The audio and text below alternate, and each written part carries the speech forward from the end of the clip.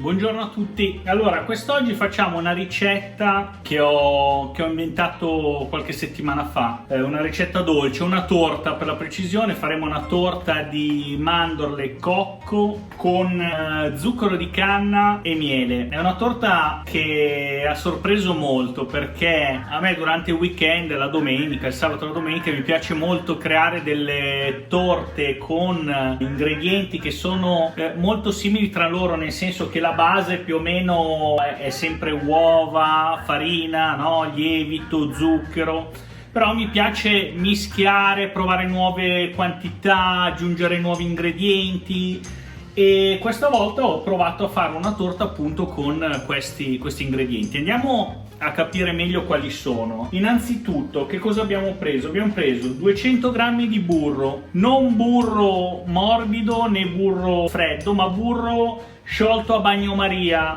Poi, allora, andiamo a prendere delle mandorle tritate bianche oppure con la pellicina, quindi non cambia. Quella con la pellicina magari la torta verrà un po' più scura perché c'è dentro la loro pellicina, no? Mentre quelle bianche, come in questo caso, che la troverete o come farina di mandorle, oppure prendete le mandorle bianche che solitamente costano di meno perché c'è una lavorazione in meno, le tritate voi con il tritatutto e ottenete la stessa cosa, è sempre farina di mandorle. Quindi 3 tuorli, poi abbiamo 180 g di farina 00 o farina per dolci con 5-6 g di lievito. Allora vi dico grammi di lievito perché è importante usare la grammatura giusta di lievito in funzione della farina che usate, perché se ne mettete troppo lieviterà troppo e poi si sgonfierà all'improvviso e non andrà bene. Poi abbiamo zucchero di canna, che è uno degli elementi principali di questa torta. Questo zucchero è piuttosto particolare perché non è il solito zucchero di canna, questo qua è zucchero di canna non raffinato o semplicemente zucchero di canna integrale. Non si trova spesso, però al supermercato lo dovreste trovare senza problemi, ok? Poi abbiamo 150 ml di latte fresco portato a temperatura ambiente, miele, circa 100-120 grammi di cocco tritato, quindi cocco in scaglie, ok? Niente, ora andiamo a fare la nostra ricetta. Allora iniziamo ad andare a mischiare lo zucchero di canna con i nostri tuorli. Siccome sono 3 tuorli e lo zucchero sono circa 200 grammi, se non ricordo male, addenserà molto velocemente, quindi nel mentre andremo ad aggiungere un pochino di latte per renderlo un po' più liquido per il nostro frullatore, ok? Andiamo ad aggiungerlo un po' alla volta. Allora, iniziamo a rompere i tuorli.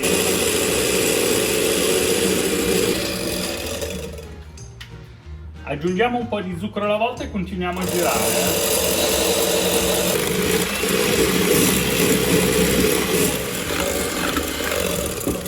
Allora, andiamo già ad aggiungere un goccio di latte. Allora, in pratica la consistenza che dovete ottenere è questa, ok? Adesso inquadra con un po' più da vicino, vedete? Ora cosa facciamo? Allora, prendiamo del miele. Allora, io ho miele che come si chiama? Si spruzza,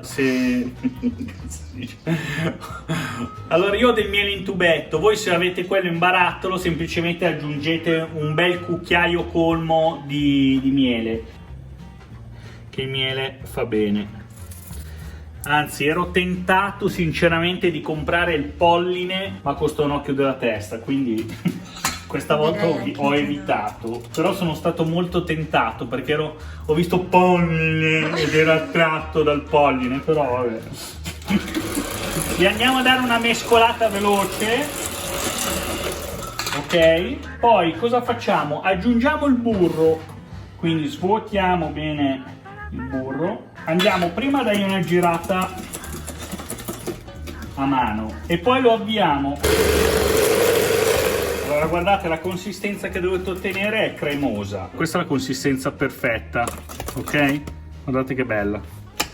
Poi Allora, da qui in poi io non userò più il frullatore elettrico, ma preferisco usare una frusta a mano, anzi dopo che avrò messo la farina di mandorle e il cocco, perché la farina con già mischiato il lievito preferisco non stressarla troppo, soprattutto il lievito è meglio non farlo andare a lungo, soprattutto con lo sbattitore elettrico, quindi farlo andare poco tempo per fare in modo che sfrutti al massimo tutte le sue caratteristiche. Quindi cosa andiamo a fare? Iniziamo ad aggiungere la nostra farina di mandorle.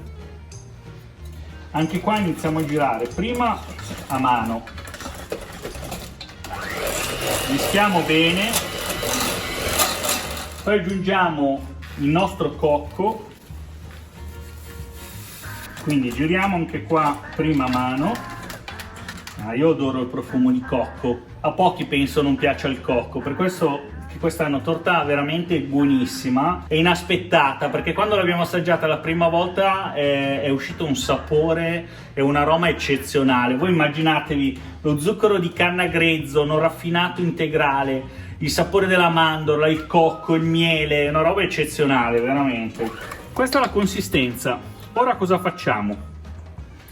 Aggiungiamo il latte per renderla un po' più liquida, perché poi dobbiamo aggiungere la farina. Quindi aggiungiamo metà del latte rimasto. Poi prendiamo una frusta, diamo una bella girata e piano piano iniziamo ad aggiungere la farina setacciata. Quindi cosa vuol dire? Prendiamo un colino, mettiamo la nostra farina e iniziamo a setacciarla con un cucchiaio. Ora piano piano iniziamo a dare una bella mescolata. Vedrete che si addenserà il tutto, quindi piano piano aggiungiamo il nostro latte. Buon, ora lo aggiungiamo tutto.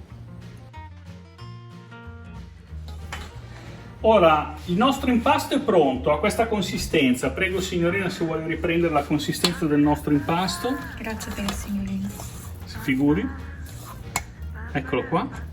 Allora cosa facciamo? Per dare quel tocco finale alla nostra torta, allora innanzitutto potete utilizzare la teglia che volete. Cioè, cosa intendo? O tipo ciambella o una teglia normale, una tortiera normale rotonda, ma anche piccola, larga, come volete, perché l'importante rimane sempre la cottura, che va curata mano a mano che la mettete nel forno. Quindi è ovvio che a seconda della misura della tortiera potrà cambiare anche la cottura, però l'importante è che voi stiate dietro con lo stuzzicadenti per vedere quando è cotta alla perfezione. Noi in questo caso cosa useremo? Useremo una tortiera, questa serve per il pane ma anche per le torte, fatta a mattoncino. Quindi cosa faremo?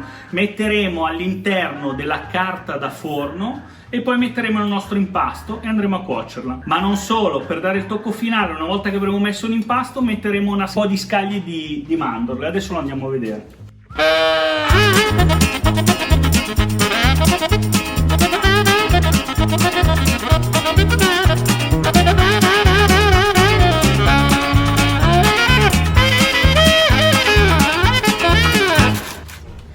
A posto, è stato semplicissimo.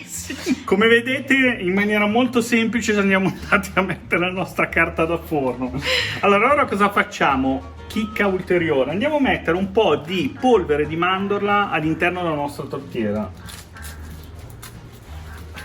Andiamo a mettere il nostro impasto, quindi lo distribuirete o nella vostra tortiera o nella vostra forma mattoncino, che se avrete la fortuna sarà già chiusa. Quando l'avrete spalmata bene, ok, in modo il più possibile uniforme, siete pronti, quasi pronti per infornarla. Perché? Cosa facciamo? Prendiamo ancora un po' della nostra polvere di mandorle e la andiamo a distribuire sulla superficie. Eccola qua. Guardate che bella, arrivate una mossa ed è pronta per essere infornata. Allora, a questo punto il forno l'avrete portato a 180 gradi circa. La inforniamo, ci vorrà circa un'ora perché è abbastanza liquida, c'è dentro il latte che aiuta a mantenerla piuttosto umida. Per tirarla fuori nella consistenza perfetta cosa facciamo? Arrivato a 40-45 minuti, inizio di 10 minuti in 10 minuti, a volte anche 5 minuti in 5 minuti, a tastare con lo stuzzicadenti la consistenza della torta per tirarla fuori esattamente quando asciuga. Ok, andiamo a infornarla. Voi mi avete visto metterlo nell'ultimo ripiano in alto perché io, avendo in questo momento un forno a gas a disposizione, è più facile che bruci sul fondo. Quindi cosa faccio? Lo metto nel ripiano più alto possibile per evitare che mi bruci il fondo della torta. Voi avrete sicuramente un forno normale, ma non è detto, c'è chi ha anche un forno a gas fantastico, e quindi lo andrete a mettere nel ripiano di mezzo, ok? Oppure secondo le indicazioni del vostro forno. L'importante è che la temperatura sia circa 180-190 gradi. Io di solito la faccio partire a 190 e poi abbasso un attimino a 170-180 dopo la prima mezz'ora di cottura, non prima, ok? Ci vediamo più tardi. Abbiamo sfornato la nostra mattonella, diciamo così, si è raffreddata e adesso la tiriamo fuori dallo stampo. Fantastica. Niente, il nostro lingotto di mandorle, il nostro lingotto di mandorle, zucchero di canna integrale o non raffinato, latte, miele. No. Allora, il nostro lingotto speciale è pronto e vi farò vedere com'è all'interno.